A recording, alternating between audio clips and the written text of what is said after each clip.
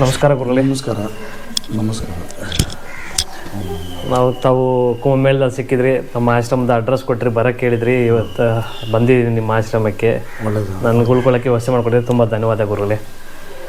ಇದೆಲ್ಲ ಏನಿದೆ ಅದರಲ್ಲಿ ವ್ಯವಸ್ಥೆ ಅನ್ನೋದೇನಿಲ್ಲ, ಎಲ್ಲ ಭಕ್ತಾದಿಗಳು ಏನು ವ್ಯವಸ್ಥೆ ಮಾಡಿಕೊಟ್ಟಿದ್ದಾರೆ ಅದನ್ನೇ ನಾವು ನಿಮಗೆ ಕೊಟ್ಟಿದ್ದೀವಿ. ಇನ್ನೇನು ಅದರಲ್ಲಿ ಏನಿದೆ, ಸೇವೆ ಅನ್ನೋದು ಇದೇ ಧರ್ಮ ಅನ್ನೋದಾಗುತ್ತೆ.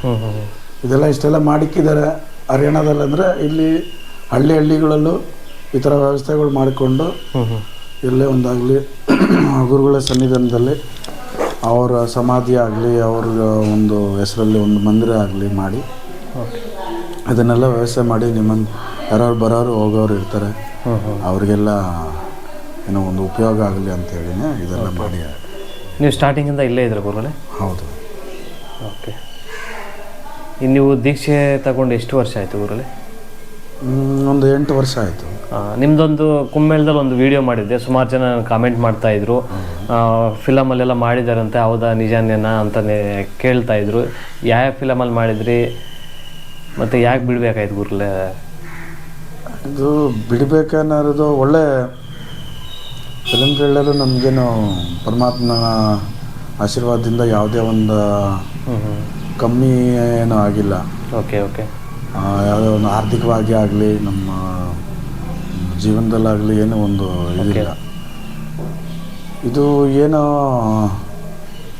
ನಮ್ಮ ವಿಧಿ ಅಂತ ಹೇಳ್ತಾರೆ ಗೊತ್ತಾ, ನಾನು ಅದನ್ನು ಹೇಳ್ತೀನಿ. ಓಕೆ. ಬೇರೆ ನಾನು ಆ ಥರ ಅಷ್ಟೊಂದೆಲ್ಲ ನಂಬಲ್ಲ, ಎಲ್ಲ ನಂಬ್ತಾ ಇರಲಿಲ್ಲ. ನಾವು ಏನು ಈ ಥರ ಯೋಚನೆ ಮಾಡಿ ಯಾವಾಗಲೂ ಇಲ್ಲ. ನಾನು ಎಷ್ಟು ದಿನ ಇದ್ನೋ ಅದನ್ನೆಲ್ಲ ಈ ಥರ ಯೋಚನೆನೇ ಇಲ್ಲ. Okay okay. ಚೆನ್ನಾಗಿ ಹೇಳ್ಬೇಕಂದ್ರೆ ಓಕೆ ಓಕೆ. ನಾನು ಒಂದು ಸನ್ಯಾಸ ತಗೊಳ್ತೀನಿ, ನಾವು ಈ ಥರ ಒಂದು ಈ ಸ್ಥಿತಿಗೆ ಬರ್ತೀವಿ ಅನ್ನೋ ಒಂದು ಆಲೋಚನೆನೇ ಇರಲಿಲ್ಲ. ಓಕೆ. ತಾವು ಎಷ್ಟು ಫಿಲಮಲ್ಲಿ ಕೆಲಸ ಮಾಡಿದ್ರೆ ಗುರುಗಳೇ? ಭಾಳಷ್ಟು ಫಿಲಮಲ್ಲಿ, ಕನ್ನಡ ಫಿಲಮ್ಸಲ್ಲಿ ಕೆಲಸ ಮಾಡಿದ್ದೀವಿ ಭಾಳಷ್ಟು. ಯಾವುದು ಇದು ಅಂತ ಮೇನು KGF, ಉಗ್ರಮ್ಮು. ಅದಕ್ಕೆ ಮುಂಚಿತವಾಗಿ ನಾವು ಶಶಿರಾಡಮ್ಮ ಅಂತ ಇದ್ರು, ಅವ್ರ ಕೆಳಗಡೆ ಆರ್ಟ್ ಡೈರೆಕ್ಟರ್ ಆಗಿ ಕೆಲಸ ಮಾಡಿದ್ರು. ಅವರ ಅಸಿಸ್ಟೆಂಟ್ ಆಗಿ ಕೆಲಸ ಮಾಡಿದ್ದೆ. ಆಮೇಲೆ ಆರ್ಟ್ ಡೈರೆಕ್ಟರ್ ಆಗಿ ಇದು ಮಾಡಿದ್ವಿ. ಕನ್ನಡ ಒಂದೇನಾ ಇಲ್ಲ ಬೇರೆ ಬೇರೆ ಲ್ಯಾಂಗ್ವೇಜಲ್ಲಿ ಮಾಡಿದ್ರೆ ಗುರುಗಳೇ? ಕನ್ನಡ, ತಮಿಳು, ಯಾವುದೇ ಒಂದು ಅಲ್ಲಿ ಲೋಕಲಲ್ಲಿ ಅಂದರೆ ಬೆಂಗಳೂರಲ್ಲಿ ಯಾವ್ದಾದ್ರು ಶೂಟಿಂಗ್ ಬಂದರೆ ಓಕೆ ಅಲ್ಲಿ ನಾವು ಅಟೆಂಡ್ ಮಾಡ್ತಿದ್ದೆ, ಹಿಂದಿ ಆಗಲಿ. Okay okay.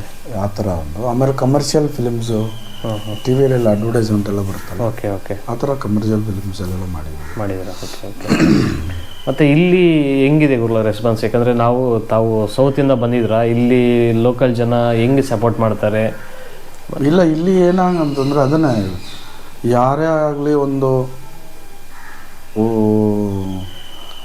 ಇವಾಗ ಇದನ್ನು ಈ ಸನ್ಯಾಸಕ್ಕೆ ಆಗಲಿ ಏನೇ ಆಗಲಿ ಒಂದು ಇದಕ್ಕೆ ಬರ್ತಾರೆ ಅಂದರೆ ಅವ್ರಿಗೆ ಭಾಳ ಮರ್ಯಾದೆ ಕೊಡ್ತಾರೆ.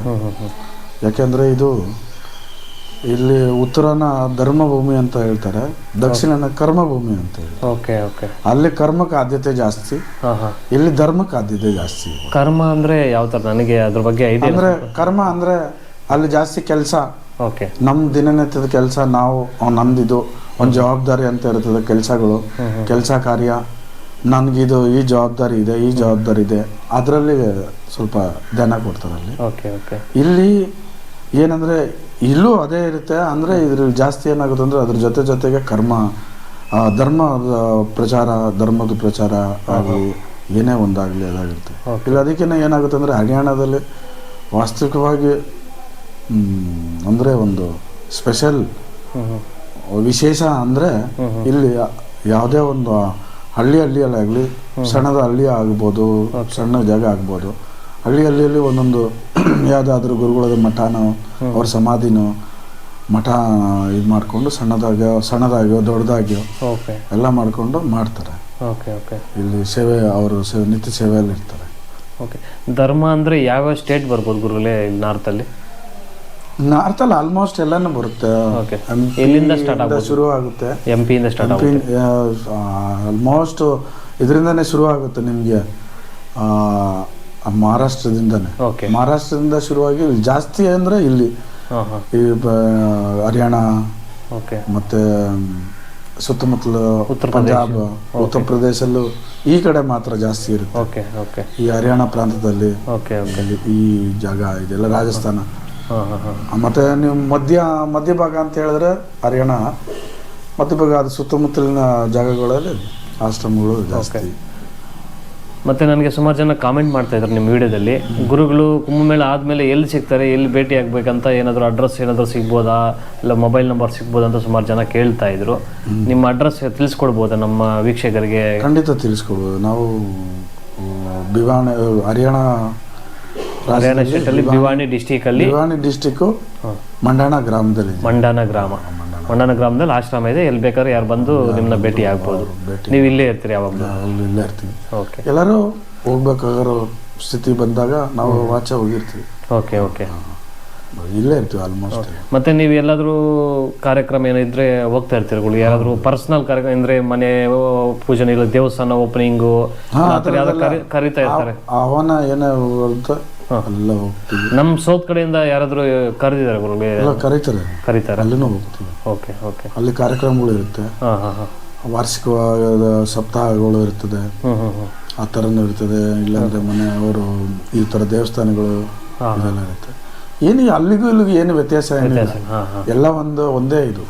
ನಾವು ಅಂದ್ಕೊಂಡಿರ್ತೀವಿ ಸ್ವಲ್ಪ ಇಲ್ಲಿ ಬೇರೆ ಥರ ಇರುತ್ತೆ ಅಂತ. ಯಾವುದೇ ಒಂದಾಗಲಿ ಅಲ್ಲಿಗೂ ಇಲ್ಲಿಗೂ ಏನು ಜಾಸ್ತಿ ವ್ಯತ್ಯಾಸ ಅನ್ನೋದು ಭಾಷೆಯಲ್ಲಿ ಅಷ್ಟೇ. ಎಲ್ಲಾನು ಒಂದೇ. ಯಾವುದೇ ಒಂದು ಮದುವೆ ಮುಂಜಿ ಕಾರ್ಯಕ್ರಮಗಳಲ್ಲಿ ನಾನು ಅದೆಲ್ಲ ಧ್ಯಾನ ಸ್ವಲ್ಪ ಅದರಲ್ಲೆಲ್ಲ ನೋಡಿದೆ, ಅದರಲ್ಲಿ ಏನು ವ್ಯತ್ಯಾಸ ಬರಲ್ಲ. ಮತ್ತು ಇನ್ನು ಯಾರಾದರೂ ಇದ್ದಾರೆ ಗುರುಗಳೇ ನಮ್ಮ ಕರ್ನಾಟಕದಿಂದ ಬಂದಿರೋರು? ಈ ಕಡೆ ಯಾರಾದರೂ ನಿಮ್ಮ ಥರ ಕರ್ನಾಟಕದಿಂದ ಬಂದಿರೋರು ನನಗೆ ತಿಳಿದ ಮಟ್ಟಿಗೆ ಇಲ್ಲಿ ಜಾಸ್ತಿ ಯಾರೂ ಇಲ್ಲ. ಅದೇ ನಾವು ಹೇಳಿದ್ನಲ್ಲ, ಎಲ್ಲ ಕರ್ಮಭೂಮಿ ಅಂತ ಹೇಳಿದ್ರು. ಎಲ್ಲ ನಮ್ಮ ಕರ್ಮಭೂಮಿಯಲ್ಲಿ ತೊಡಗಿರ್ತಾರೆ ಅವರವ್ರ ಜವಾಬ್ದಾರಿ. ಸ್ವಲ್ಪ ಭಾಳ ಕಡಿಮೆನೆ ಇಲ್ಲಿ ಹರಿಯಾಣದಲ್ಲಿ ಸ್ವಲ್ಪ ಕಡಿಮೆನೆ. ನೀವು ಹರಿದ್ವಾರದಲ್ಲಿ ಜಾಸ್ತಿ ಇದ್ದಾರೆ ಅನ್ಸುತ್ತೆ, ಗೊತ್ತಾಗಲ್ಲ ಯಾರನ್ನ. ಯಾಕಂದ್ರೆ ಏನು ಈ ಇದರಲ್ಲಿ ಬಂದ್ಬಿಟ್ಟು ಪ್ರಚಾರ ಅನ್ನೋದೇನಿರಲ್ಲ. ನೀವು ಕೇಳಿದ್ರಿ ಅಂದ್ಬಿಟ್ಟು ನಾನು ಇಷ್ಟೊಂದು ಇದಾಗಿ ಹೇಳ್ತಿದ್ದೀನಿ. ಇಲ್ಲಾಂದ್ರೆ ಯಾರು ಪ್ರಚಾರ ಮಾಡಲ್ಲ. ಇದೇನಂದ್ರೆ ಇದನ್ನ ಪ್ರಚಾರ ಮಾಡ್ಕೊಳೋದ್ರಲ್ಲಿ ಏನು ದೊಡ್ಡ ಇದಿಲ್ಲ. ಇವತ್ತಿನ ದಿನದಲ್ಲಿ ಅದೇ ನೀವು ಹೇಳ್ದಂಗೆ ನಮ್ಮ ಕಡೆಯಿಂದ ಬರೋರು ತುಂಬಾ ಕಡಿಮೆ. ಅದರಲ್ಲೂ ನಮ್ಮ ಈಗ ಕರ್ನಾಟಕದವರೊಬ್ರು ಧನಂಜಯ ಗಿರಿ ಅಂತ ಒಬ್ಬ ನಾಗಾ ಸಾಧು ಇದ್ರು ಕುಂಭಮೇಳದಲ್ಲಿ. ಅವರಿಗೆ ತುಂಬ ಸಿಕ್ಕಾಪಟ್ಟೆ ನಮ್ಮ ಕಡೆ ತುಂಬ ವೈರಲ್ ಆಗ್ತಾ ಇದ್ದಾರೆ ಅವರು. ಈಗ ಮೋಸ್ಟ್ಲಿ ಅವರು ಹುಬ್ಳಿಯಲ್ಲಿ ಇದ್ದಾರಂತ ಯಾರೋ ಹೇಳಿದ್ರು. ಅವರು ಎಲ್ಲ ಕಡೆ ಇದ್ದಾರೆ, ಇಲ್ಲಿಂದನೇ ಹೋಗ್ದವ್ರು ಇದ್ದಾರೆ, ಇಲ್ಲಿಂದನೇ ಹೋಗಿ ಅಲ್ಲಿ ಉಳ್ಕೊಂಡವರು ಇದ್ದಾರೆ. ಆದ್ರೆ ನಮ್ಮ ಸ್ಟೇಟ್ ಇಂದ ಬಂದಿರೋಂದ್ರೆ ತುಂಬಾ ಕಡಿಮೆ. ಅದರಲ್ಲಿ ನಮ್ ಸಿಕ್ಕಿದಂದ್ರೆ ಕುಂಭಮೇಳದಲ್ಲಿ ಸಿಕ್ಕಿದಂದ್ರೆ ಅವರೊಬ್ರೆ, ನಾಗಾಸೋದು ಅಂದ್ರೆ ಅವರೊಬ್ರೆ. ಈಗ ಅವ್ರು ತುಂಬಾ ಕಡೆ ನಮ್ಮ ಕನ್ನಡದಲ್ಲಿ ಇರೋ ಮೇನ್ ದೇವಸ್ಥಾನ ಎಲ್ಲ ಓಡಾಡ್ತಾ ಇದಾರೆ ಅಂತ ಯಾರು ಹೇಳಿದ್ರು. ಹುಬ್ಳಿಯಲ್ಲಿ ಇದ್ದಾರೆ ಅಂತ ಯಾರೋ ಹೇಳಿದ್ರು. ಇಲ್ಲ ಎಲ್ಲರೂ ಯಾವುದೇ ಒಂದು ನಿಮ್ಮ ಆ ಕಡೆಯಿಂದ ಬಂದವ್ರು ನಮಗೂ ಅಷ್ಟೇ, ನೀವು ಬಂದರೆ ಖಂಡಿತ ಆ ಕಡೆ ಬನ್ನಿ ಅಂತೆಲ್ಲ ಹೇಳಿ ಎಲ್ಲರೂ ಅವ್ರವ್ರ ವಿಳಾಸಗಳನ್ನ ಕೊಟ್ಟು ನಮಗೂ ಕೊಟ್ಟಿದ್ದಾರೆ. ಯಾರಾದರೂ ಕೇಳಿದ್ರೆ ಈ ಥರ ನಿಮ್ಮದು ಏನಾದರೂ ದೇವಸ್ಥಾನ ಪೂಜೆಗೋ ಇಲ್ಲ ಏನಾದರೂ ಅವರ ಕಾರ್ಯಕ್ರಮ ಇದ್ದರೆ ಕರೆದ್ರೆ ನಿಮ್ಮ ನಂಬರ್ ಅವ್ರಿಗೆ ಕೊಡ್ಬೋದಾ ನಾವು? ನಂಬರ್ ನಿಮ್ಮ ಹತ್ರ ಇದೆಯಲ್ಲ, ನೀವೇ ಕೊಟ್ಬಿಡಿ. Okay okay. ಅದೇ ನನ್ನ ಯಾರಾದ್ರೂ ಕೇಳಿದ್ರೆ ಕೊಡ್ಬೋದಾ? ನಾವು ಸುಮಾರು ಜನ ಪ್ರತಿಯೊಬ್ರು ಕಾಮೆಂಟ್ ಮಾಡ್ತಾ ಇರ್ತಾರೆ, ನಂಬರ್ ಕೊಡಿ ಗುರುಜಿ ಅವ್ರ ನಂಬರ್ ಕೊಡಿ ಮಾತಾಡ್ಬೇಕು ಅಂತ. ನಾವು ಯಾರಿಗೂ ನಂಬರ್ ಸೋಷಿಯಲ್ ಮೀಡಿಯಾದಲ್ಲಿ ಮಾಡಿದ್ರೆ ಪರ್ಸನಲ್ ಆಗಿ ನೀವು ನಿಮ್ಗೆ ಇದು ಉತ್ತೇಜನ ಇದೆ, ಇದಕ್ಕೆ ಒಂದು ನಾವು ಒಳ್ಳೆ ಕಾರ್ಯಕ್ರಮ ಇದೆ, ಒಳ್ಳೆ ಇದು ಇದೆ, ಧರ್ಮದ ಕಾರ್ಯಕ್ರಮ ಇದೆ ಅಂದಾಗ ಕೊಡೋದು. ಸುಮ್ಮನೆ ಕೆಲವರೆಲ್ಲ ಫೋನ್ ಮಾಡಿ ಡಿಸ್ಟರ್ಬ್ ಮಾಡ್ತಾ ಇರ್ತಾರೆ. ಅದು ಅವರು ತಿಳ್ಕೋಬೇಕು. ಹೌದೌದೌದು. ಯಾಕಂದ್ರೆ ಒಂದು ಕಾರ್ಯಕ್ಕೆ ನಾವು ಫೋನ್ ಮಾಡ್ತೀವಿ ಅಂದರೆ ಏನಾದ್ರು ಒಂದು ಕಾರಣ ಇರಬೇಕು. ಸುಮ್ಮನೆ ಏನೋ ಒಂದು ಟೈಮ್ ಪಾಸ್ಗೆ ಫೋನ್ ಮಾಡೋದು, ಅವ್ರ ಬಗ್ಗೆ ತಿಳ್ಕೊಳೋದೇನಿಲ್ಲ. ನಿಮ್ಗೆ ಏನಾರು ಅವರಿಂದ ಏನಾದ್ರು ಕಾರ್ಯ ಆಗಬೇಕು, ಕಾರಣಕರ್ತ ಆಗಬೇಕು ಅಂತ ಹೇಳಿದಾಗ ಖಂಡಿತ ಮಾಡಿ, ಖಂಡಿತ ನಿಮಗೆ ಸಿಗುತ್ತೆ. ಯಾಕಂದರೆ ಇವಾಗಲಿರೋರು ಓಡಾಟದಲ್ಲಿ ಏನಾಗುತ್ತೆ ಅಂದರೆ, ನಾವು ಫೋನ್ಗಳು ಅಟೆಂಡ್ ಮಾಡ್ಕೊಂಡಿದ್ರೆ ನಮ್ಮ ದಿನನಿತ್ಯದ ಕಾರ್ಯಕ್ರಮಗಳು ಏನಿರುತ್ತೆ ಅದೆಲ್ಲ ಅಡಚಣೆ ಆಗುತ್ತೆ. ಖಂಡಿತ. ಅದಕ್ಕೆ ಮತ್ತಿನ್ನೇನಿಲ್ಲ, ಫೋನ್ ನಂಬರ್ ಕೊಡೋದ್ರಲ್ಲಿ ಏನಿಲ್ಲ. ಫೋನ್ ನಂಬರ್ ಕೊಟ್ಟರೆ ಹೌದೌದು ತುಂಬ ಇವಾಗ ಒಬ್ರು ಕೊಟ್ಟಿದ್ರೆ ಅವ್ರೊಂದು 10 ಜನಕ್ಕೆ ಶೇರ್ ಮಾಡ್ತಾರೆ, ಮತ್ತೆ ಡಿಸ್ಟರ್ಬ್ ಮಾಡ್ತಾ ಇರುತ್ತೆ. ಅವ್ರದ್ದು ಹಂಗೆ ಆಗಿದೆ ಅಂತ ಅವರು ತಿಳಿಸ್ಕೊಟ್ರು ನನಗೆ. ಅದೇ ಅದಕ್ಕೆ ನಾವು ಯಾವ್ದಾದ್ರು ಕಾರ್ಯಕ್ರಮ ಇದ್ರೆ ಯಾರಾದ್ರೂ ಬೇಕು ಮಾತಾಡಬೇಕು ಅಂದ್ರೆ ನೀವು ಇದ್ದೇ ಇದ್ದೀರಾ ದಿವಾಕರ್ ಅವ್ರಿಗೆ ಖಂಡಿತ ಎಲ್ಲರೂ ದಿವಾಕರ್ ಅವ್ರಿಗೆ ಮಾಡಿ ಅವರು ಕಾಂಟ್ಯಾಕ್ಟ್ ಮಾಡಿ ತಿಳಿಸ್ಕೊಡ್ತಾರೆ, ಅದರಲ್ಲಿ ಏನು ತೊಂದರೆ ಇಲ್ಲ. ಓಕೆ.